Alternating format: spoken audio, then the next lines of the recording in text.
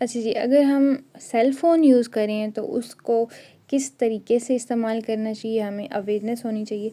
हमें सबसे पहले क्या करना है, लिमिट एक्सपोज़र टाइम, हमें फ़ोन यूज़ करते हुए उसको ज़्यादा दौरानिया नहीं रखना और अपनी बॉडी से दूर रखना है। यूज़ स्पीकर फ़ोन और हैंडसेट, हमें क्या करना है, जो भी साउंड वेव या कोई ऐसी वेव जो हमारे हेड तक डायरेक्ट टकराती है या कान के पर्दों तक डायरेक्ट टकराती है, उसको बहुत मिनिमाइज़ करना चाहिए।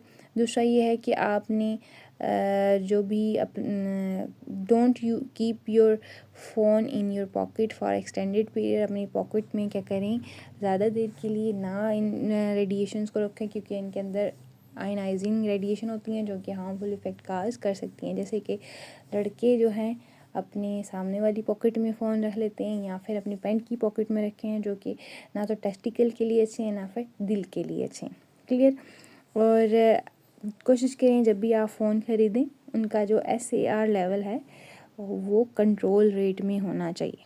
Clear.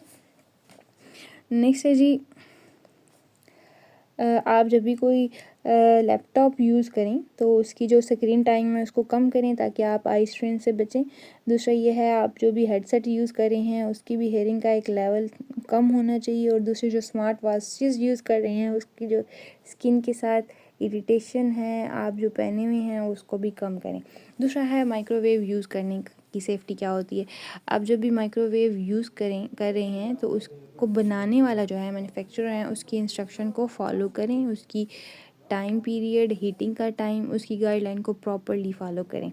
Do not heat liquid in close container, आपने अगर कोई चीज़ बॉईल करनी है माइक्रोवेव में उसको बंद करके ना बॉईल करें। दूसरा है, do not microwave non microwavable item, जिसकी वजह से क्या होगा, वो चीज़ें डैमेज हो जाएंगी और एक्सप्लोड भी कर सकती हैं। मेंटेन डिस्टेंस वाइल ऑपरेटिंग, अच्छा जी, आपने आपका फासला रखें जब भी आप माइक्रोवेव किसी चीज़ को कर रही हों।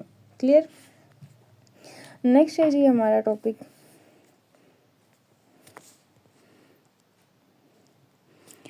Microwave oven radiation. इसके अंदर भी हम कुछ चीज़ें पढ़ चुके हैं। माइक्रोवेव की फ्रीक्वेंसी 2.4 से 2.5 गीगाहर्ट्ज़ होती है। अब माइक्रोवेव ऐसी रेडिएशन नहीं है जो कि रेडियो एक्टिव हो, तो ये आपके खाने के अंदर कोई भी रेडियो एक्टिव मटीरियल को नहीं छोड़ती। ये आपके खाने के लिए, फूड के लिए बिल्कुल सेफ़ होता है।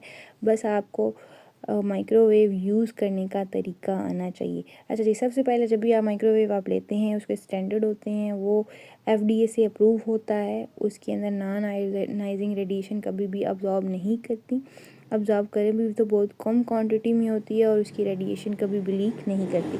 अच्छा, अब की माइक्रोवेव में सील एंड सेफ्टी इंटरलॉक होता है।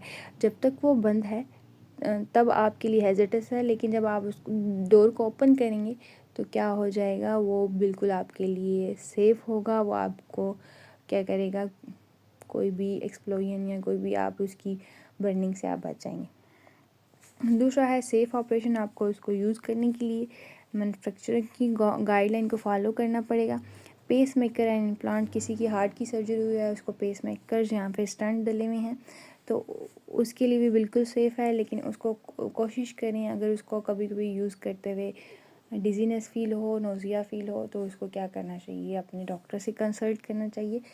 और अगर आपको ऐसा लगता है कि आपके लिए सेफ़ नहीं है तो अवॉइडिंग मेटल ऑब्जेक्ट, इस तरह के मेटल के जो बर्तन हैं आप उसको यूज़ ना करें, माइक्रोवेव ही के ही बर्तन यूज़ करें। दूसरा है माइक्रोवेव ओवन का डिज़ाइन, आप एक बार स्ट्रक्चर को देख लेना। अभी एक पैराग्राफ लिखा हुआ है कि आपने सारे के सारे प्रोटोकॉल्स को फॉलो करना है जो कि मैन्युफैक्चरर ने बनाई हैं। और अगर आपको ऐसा लगे कि आपका ओवन जो है ठीक से काम नहीं कर रहा तो इसको किसी अच्छे टेक्नीशियन से चेक कराएं ताकि आप एक्सप्लोजन या किसी और मसले से बच जाएं। इसके अलावा क्या है, अल्ट्रासाउंड थेरेपी इक्विपमेंट। अल्ट्रासाउंड किस लिए किया जाता है, अपने अंदर की इमेजिंग या बॉडी के अंदर की चीज़ों को देखने के लिए। ठीक है, ये बिल्कुल सेफ़ होता है, लेकिन सेफ़ तब तक है जब इसको कोई अच्छा या ट्रेंड अल्ट्रासाउंड स्पेशलिस्ट यूज़ करेगा तो वो ज़्यादा अच्छी थेरेपी होगी, एज़ कम्पेयर टू कि कोई निकम्मा इसको यूज़ करे, उससे आपको ज़्यादा हैज़र्ड्स होंगे। तो हैज़र्ड से बचने के लिए अच्छा टेक्नीशियन ही अल्ट्रासाउंड थेरेपी को फॉलो करेगा और इसके इक्विपमेंट को यूज़ करेगा। क्लियर। यहाँ पर हमारा ये टॉपिक डी एंड हुआ। नेक्स्ट टॉपिक हम इंशाल्लाह पढ़ेंगे।